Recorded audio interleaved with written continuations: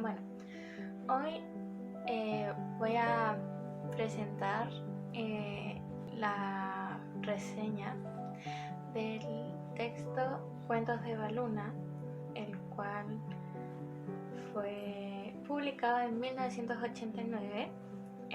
Los Cuentos de Baluna es un libro de la escritora chilena Isabel Allende. Quien va a estar presentando esto soy yo, Sofía Varas, del curso segundo medio del Colegio Águila Mayor. Hoy las reseñas que daré son prácticamente de dos cuentos de este texto. El primero va a ser Dos Palabras. Y Dos Palabras es una historia la cual trata de una mujer cuyo oficio era el de vender palabras. La protagonista se llamaba Belisa Crepusculario. Nació dentro de una mísera familia que vivía en una inhóspita región. La joven no tuvo otra ocupación que la de sobrevivir al hambre y la fatiga que la región había tenido por siglos.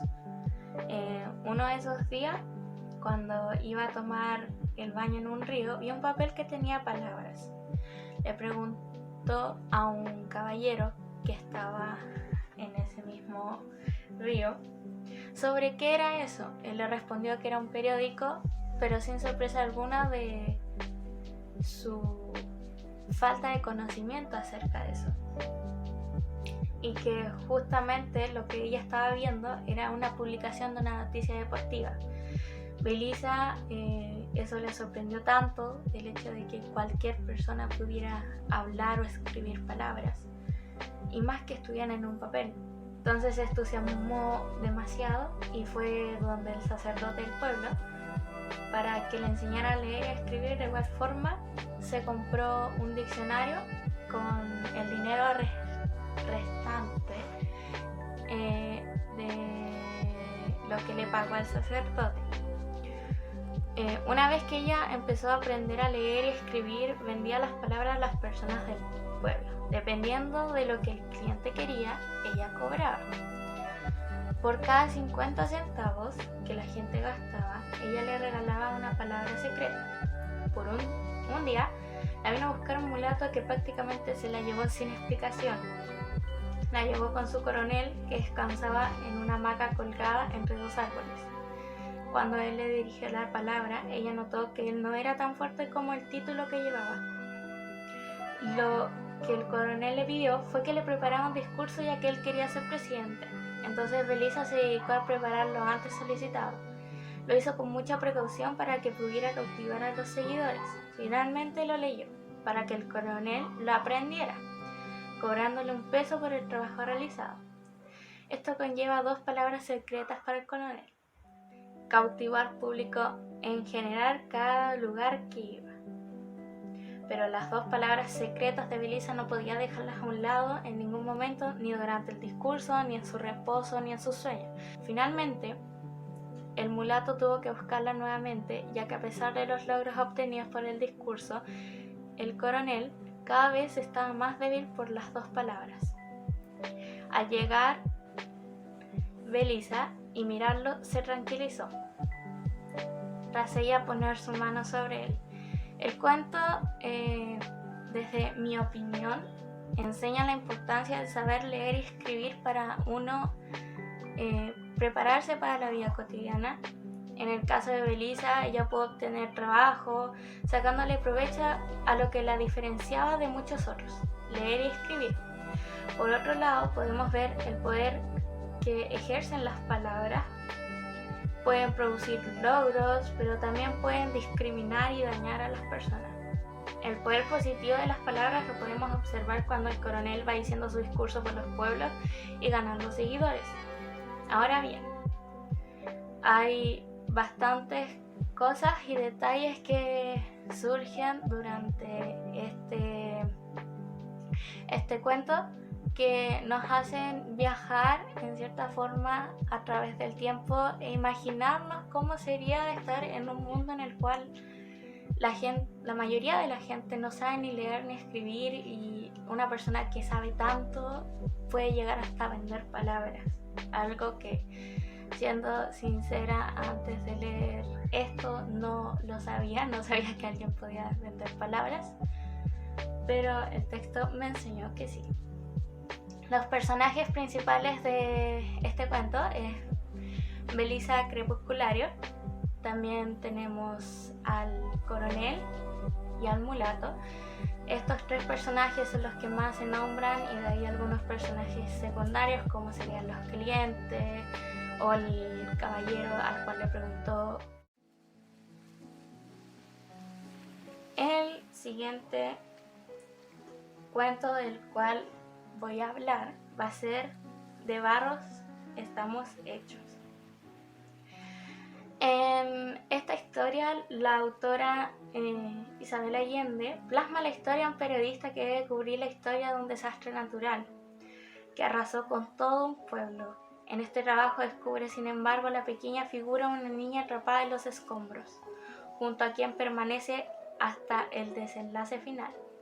De acuerdo a los críticos, este cuento de Allende guarda con el desastre natural colombiano, conocido como el desastre de Armero, ocurrido en 1986, en el cual destacó la figura de Omaira Sánchez, una pequeña muchacha de 13 años quien agonizó durante 3 días y 2 noches frente a las cámaras de televisión sin que alguien pudiese conseguir a tiempo una motobomba que ayudara a drenar el agua en el que yacía atrapada. Sin embargo, Allende le agrega a esta historia de la vida real un personaje ficticio, Rolf Karle, periodista europeo que en la historia de Allende decide permanecer al lado de esta muchacha, encontrándose a sí mismo. A través de esta historia, la autora trata de exponer su posición sobre el distanciamiento que tiene o debe tener el periodista de la historia. Así, Isabel Allende parece destinar el espacio ficcional de este cuento para reflexionar sobre el mundo emocional y ético que puede vivir un periodista al enfrentar una tragedia humana como la ocurrida en ese evento preciso en Colombia. Este cuento empieza con un narrador en tercera persona que se da la tarea de dibujar la foto de la cabeza de una niña asomada en el lodazal que la oprime, pidiendo por ayuda. Su nombre, Azucena. Asimismo, las palabras de este narrador comienza a ampliar el panorama, describiendo un interminable cementerio, donde el olor a putrefacción, rastros que dejó detrás de sí la naturaleza en su furia, conforman un paisaje dantesco, donde la esperanza parece haber quemado, sepultada también tras los escombros. Sin embargo, el narrador atina a afirmar que esa muchacha enterrada, pero con esperanzas y convicción de vivir, se convertiría en la cara de toda esa tragedia, y que en su agonía no estaría sola, sino que contaría con la compañía de Rolf Karle, un periodista que llegaría a ese sitio para transmitir unas noticias sin sospechar que quien recibiría noticias sería él. Así también, el narrador guarda unas líneas para comenzar a describir los sucesos que ocurrieron antes de que el barro acabara con lo que hasta hace unas horas era un pueblo, con gente, animales, sembradíos, esperanzas y sueños. De esta forma, el narrador atina a contar cómo era una tragedia pronosticada, pues el volcán ya había dado señas de despertar y los científicos habían advertido que el calor podía derretir las nieves eternas y crear una luz. No obstante, cuando llegó el fin del mundo nadie lo esperaba, y tal vez por eso acabó con todo a su paso, construyendo un interminable desierto de barro. El evento hizo de Rolf Karle fuese enviado. Se encontraba en su casa metido en la cama con su compañera, quien en este momento se descubre también como la narradora del cuento. Rolf recibió la llamada, se vistió y se fue a cubrir la noticia que cambiaría su vida. Ella, su compañera y narradora, se limitó a verlo y a esperar. Sin embargo, continúa su narración para contar cómo este periodista fue uno de los primeros en llegar a ese infierno de lodo y muerte.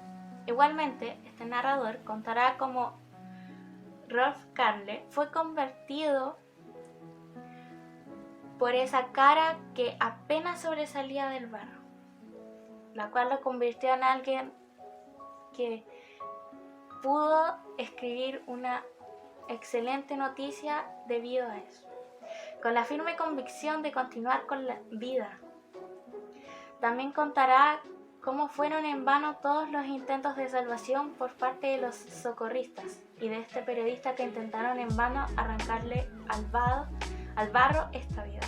Asimismo, el narrador de esta historia describirá cómo la niña se veía atrapada por los cadáveres de sus hermanos que la sostenían y cómo hubo que colocarle un caucho alrededor de la cintura para que no se ahogara.